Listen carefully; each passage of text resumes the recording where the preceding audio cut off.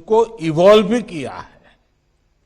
एक समय था जब हम स्मॉल पॉक्स के टीके के लिए भी दूसरे देशों पर निर्भर थे। एक समय ये भी है जब हम दुनिया के अनेकों देशों को made in India corona vaccine दे रहे हैं। कोरोना के दौरान भारत ने जो सॉल्यूशंस दिए वो आज पूरी दुनिया के लिए प्रेरणा है। और जैसा अभी आप सब साथियों को मुझे सुनने का मौका मिला, कुछ सीईओ ने जो बताया, इसमें भी भारत की आईटी इंडस्ट्री ने कमाल करके दिखाया है। When the chips were down, your core kept things running. जब पूरा देश घर की चार दीवारी में सिमट गया था, तब आप घर से ही इंडस्ट्री को स्मूथली चला रहे थे।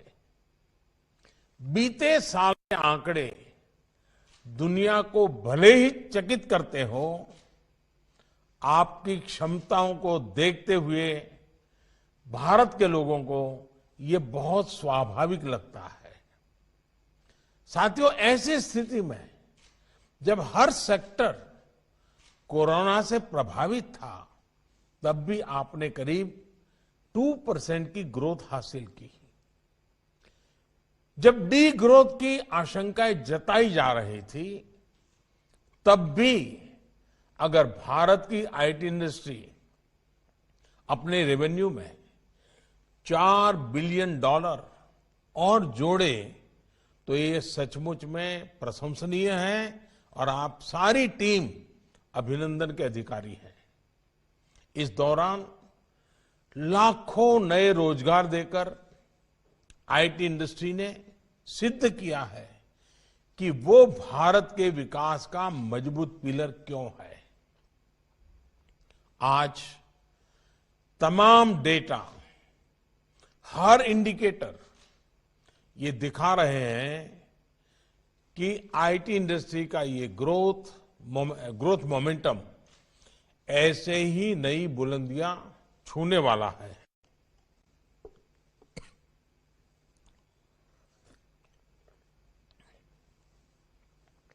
साथियों, नया भारत, हर भारतवासी प्रगति के लिए अधीर है।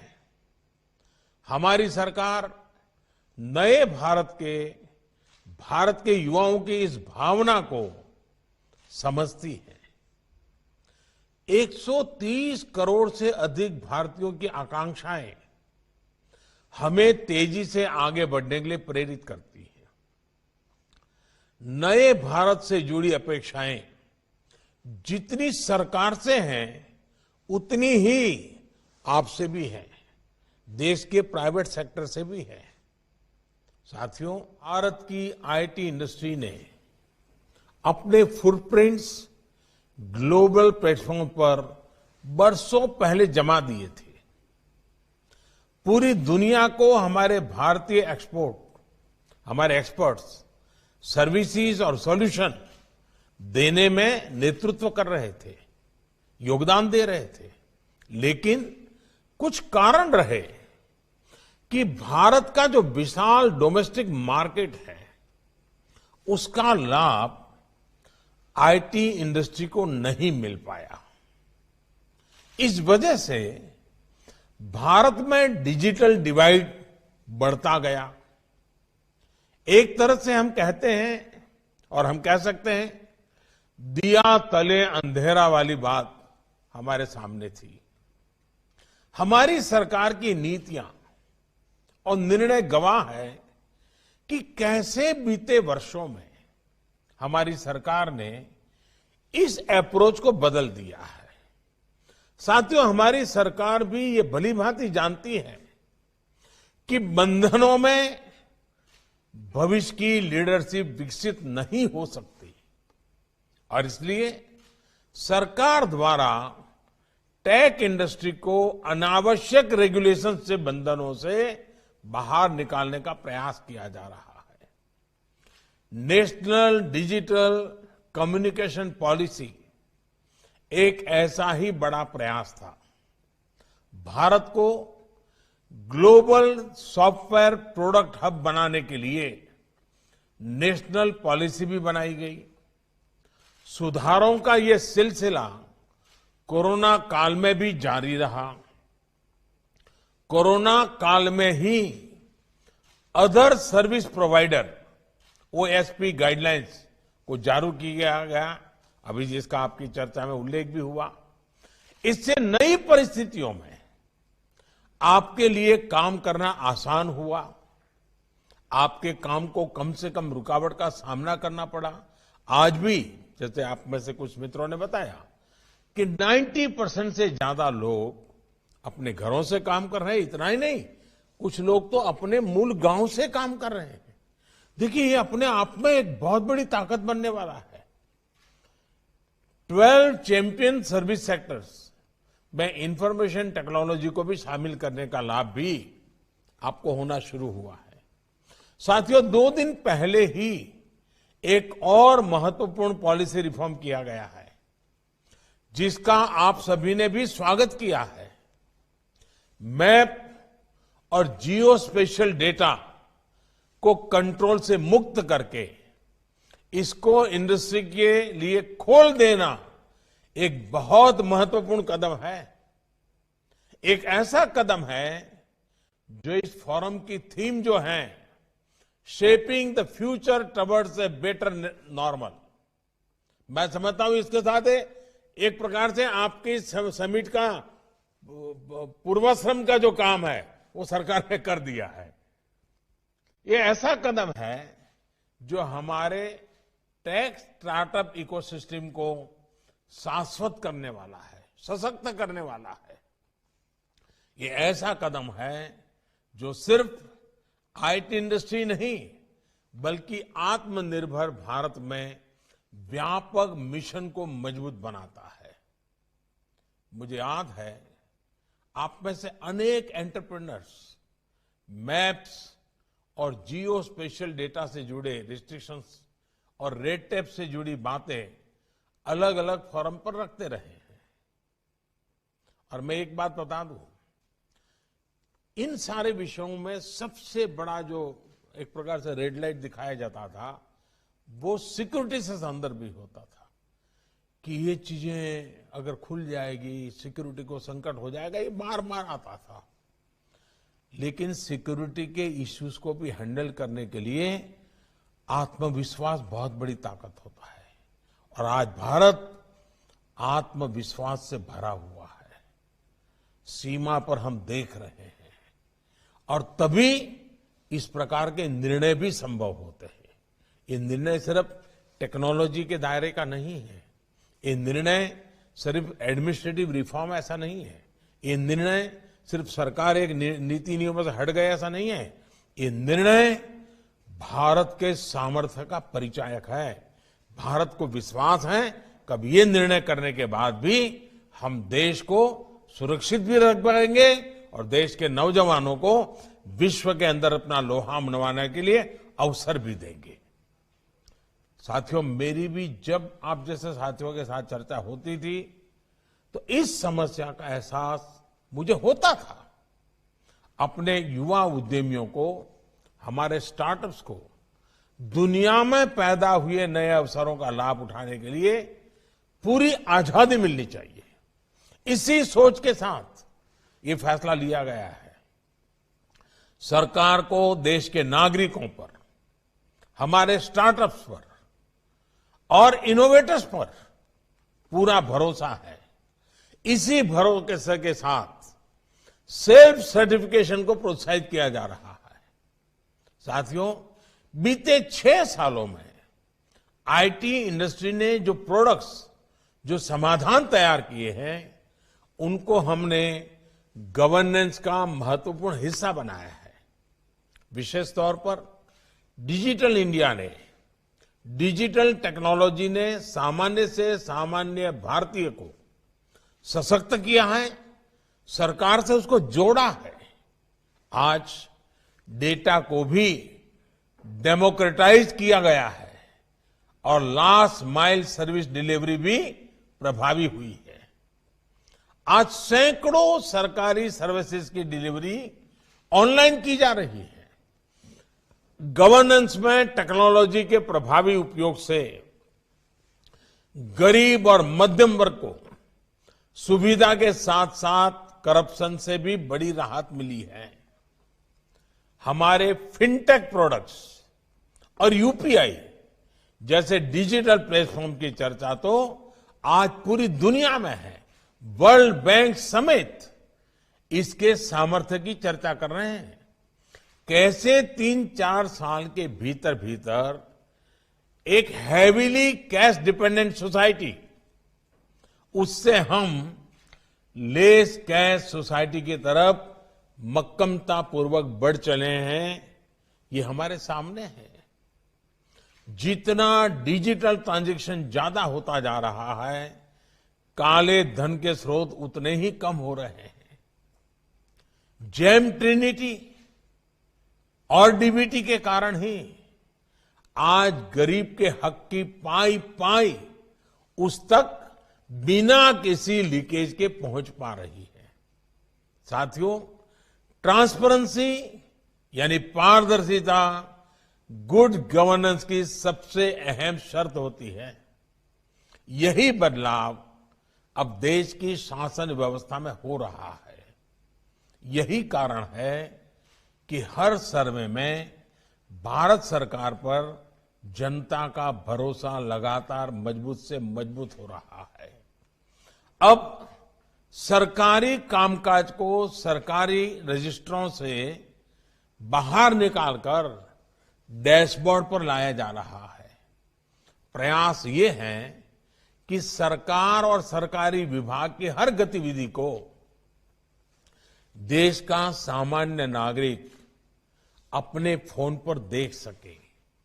जो भी काम हो वो देश के सामने हो। साथियों, गवर्नमेंट प्रोक्योरमेंट को लेकर पहले कैसे कैसे सवाल उठते थे, ये हम में से कौन है जो नहीं जानता है। हम भी तो चर्चा में वही बोलते थे, हम भी वही सुनते थे, हम भी चिंता व्यक्त करते थे। अब आज डिजिटल टेक्नोलॉजी का उपयोग करते हुए पूरी पारदर्शिता के साथ गवर्नमेंट ई मार्केट प्लेस यानी जेम GEM के जरिए खरीद की जा रही है। आज ज्यादातर सरकारी टेंडर ऑनलाइन मंगाए जाते हैं। हमारे इंफ्रास्ट्रक्चर से जुड़े प्रोजेक्ट्स हो या गरीबों के घर, हर प्रोजेक्ट्स की जियो टैगिंग की जा रही है ताकि वो समय पर पूरे किया जा सके। यहां तक कि आज गांवों के घरों की मैपिंग ड्रोन से की जा रही है। टैक्स से जुड़े मामलों में भी ह्यूमन इंटरफेस को कम किया जा रहा है। फेसलेस व्यवस्था विकसित की जा रही है। टेक्नोलॉजी से सामान्य जन को तेज, सटीक और पारदर्शी व्यवस्था देना ही तो मिनिमम गवर्नमेंट, मैक्सिमम गवर्नेंस, मेरी दृष्टि से वही उसका मतलब है।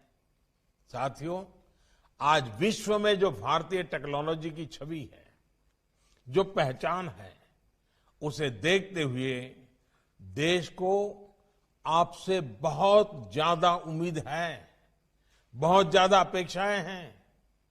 आपने ये सुनिश्चित किया है कि हमारी टेक्नोलॉजी ज्यादा से ज्यादा मेड इन इंडिया हो। मेरा आपसे आग्रह है कि आपके सॉल्यूशन में भी अब मेक फॉर इंडिया की छाप होनी चाहिए। अगर हमें मल्टीपल डोमेन्स में इंडियन टेक्नोलॉजी लीडरशिप की ओर आगे बढ़ना है, इस मोमेंटम को बनाए रखना है, तो हमें अपनी कॉम्पिटिटिवनेस के नए मापदंड बनाने होंगे। हमें अपने आप से स्पर्धा करनी ही होगी। ग्लोबल टेक्नोलॉजी लीडर बनने के लिए इनोवेशन और एंटरप्राइज के साथ ही भारतीय आईटी सेक्टर को कल्चर ऑफ एक्सेलेंस और इंस्टीट्यूशन बिल्डिंग, उस पर भी उतना ही ध्यान देना होगा। ऐसे में मेरा अपने स्टार्टअप फाउंडर्स के लिए एक विशेष संदेश है। खुद को सिर्फ वैल्यूएशंस और एग्जिट स्ट्रेटेजीज तक ही सीमित मत करिए। Think how you can create institution that will outlet this century. Think how you can create world-class product that will set the global benchmark on excellence.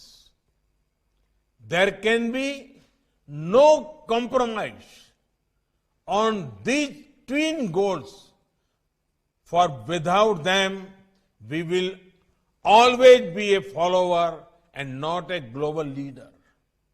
साथियों, इस वर्ष हम अपनी आजादी के 75 वर्ष में प्रवेश कर रहे हैं। ये बहुत सही समय है नए लक्ष्य बनाने का, उन्हें प्राप्त करने के लिए पूरी ताकत लगा देने का। अब से 25-26 साल बाद जब भारत अपनी स्वतंत्रता के 100 वर्ष मनाएगा, जब हम सेंचुरी सेलिब्रेट करते होंगे, तब कितने नए वर्ल्ड क्लास प्रोडक्ट्स हमने दिए होंगे, कितने ग्लोबल लीडर्स हमने बनाए होंगे, ये सोचकर हमें अभी से काम करना होगा। आप लक्ष्य तय करिए, देश आपके साथ है। भारत की इतनी बड़ी आबादी आपकी बहुत बड़ी ताकत है। बीते महीनों में हमने देखा है कि कैसे भारत के लोगों में टैक्स सॉल्यूशंस के लिए बेसब्री बढ़ी है। लोग नए टैक्स सॉल्यूशंस का इंतजार कर रहे हैं। लोग नई चीजें ट्राई करना चाहते हैं और खासकर भारतीय एप्लीकेशंस के लिए तो उनमें एक उत्साह है। देश मन बना चुका है, आप भी मन बनाइए।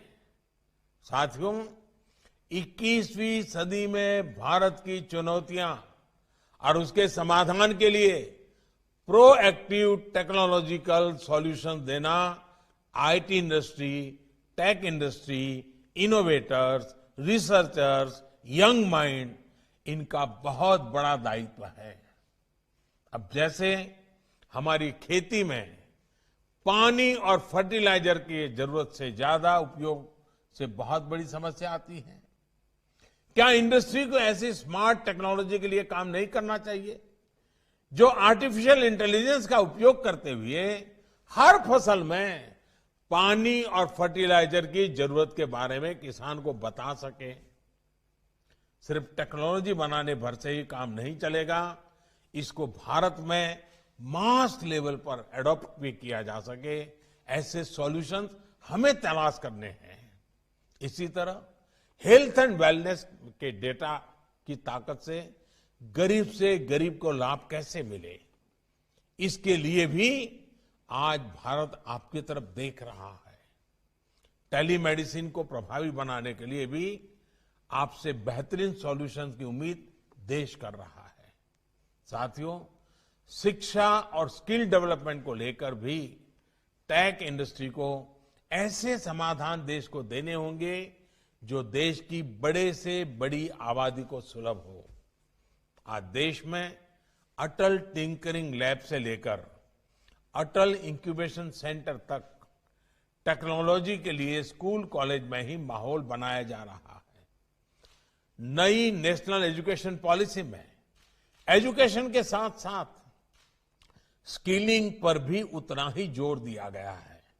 ये प्रयास इंडस्ट्री के सहयोग के बिना सफल नहीं हो सकते। एक बात मैं ये भी कहूंगा कि आप अपनी सीएसआर एक्टिविटीज के आउटकम पर फिर ध्यान दीजिए।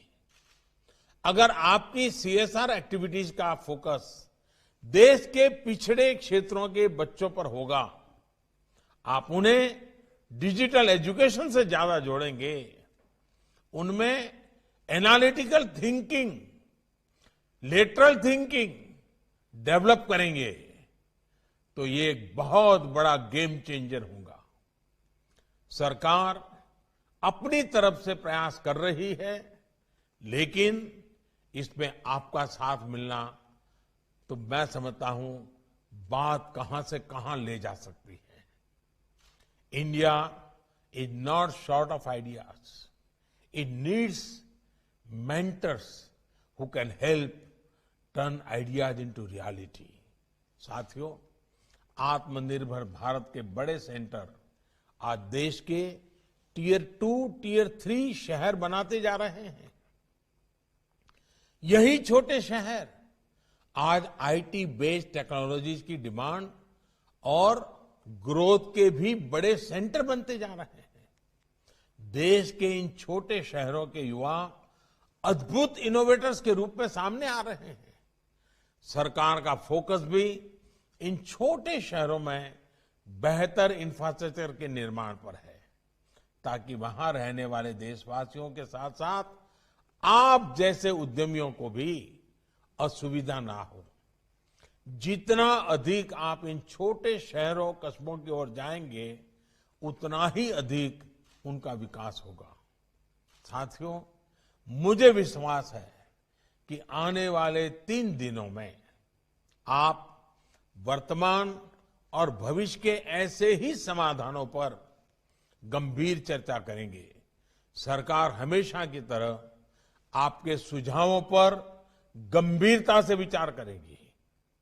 और मैं एक बात जरूर कहना चाहूंगा, पिछली बार 15 अगस्त को लाल किले से जब मैं बात कर रहा था, आपने सुना था, मैंने देश के सामने एक लक्ष्य रखा था कि 1000 दिन में हिंदुस्तान के 6 लाख गांवों में ऑप्टिकल फाइबर नेटवर्क का काम पूरा करना है। अब ऑप्टिकल फाइबर नेटवर्क ये तो एक स्केलेटन हो जाएगा और मैं पीछे लगा हूं तो शायद हम कर भी लेंगे, राज्य भी इसमें हमारे साथ जुड़ जाएंगे, लेकिन उसके बाद का जो काम है ना, वो आपके दिमाग से जुड़ा हुआ है। ऑप्टिकल फाइबर नेटवर्क का इंफ्रास्ट्रक्चर हिंदुस्तान का गरीब भी गरीब इसका उपयोग कैसे करे, यूजर फ्रेंडली नए नए प्रोडक्ट कैसे आए, गांव का व्यक्ति भी सरकार से, बाजार से, बदलाव से, शिक्षा से, आरोग्य से कैसे जुड़े, ये स्केलेटन उसकी जिंदगी बदलने का एक बहुत बड़ा रास्ता कैसे बना सकता है। ये काम अभी से आपके यहां छोटे छोटे स्टार्टअप्स ऐसे प्रोडक्ट लेकर के आए कि गांव में ऑप्टिकल फाइबर पहुंचा कि गांव की इन 10 जरूरतें पूरी हो जाएगी। गांव के अंदर ऑप्टिकल फाइबर पहुंचा, गांव के बच्चों के जीवन में ये चीज बदलाव लाने के लिए मेरे पास रेडी है। आप देखिए कितना बड़ा अवसर है, कितना बड़ा अवसर है। और इसलिए मैं आपको निमंत्रण देता हूं कि सरकार इस काम को कर रही है। आप सोचिए, आजादी के 75 साल के लिए आप क्या कंट्रीब्यूट करेंगे, कुछ तय कीजिए। 2047 आजादी 100 साल के लिए मनाने की जाएगी।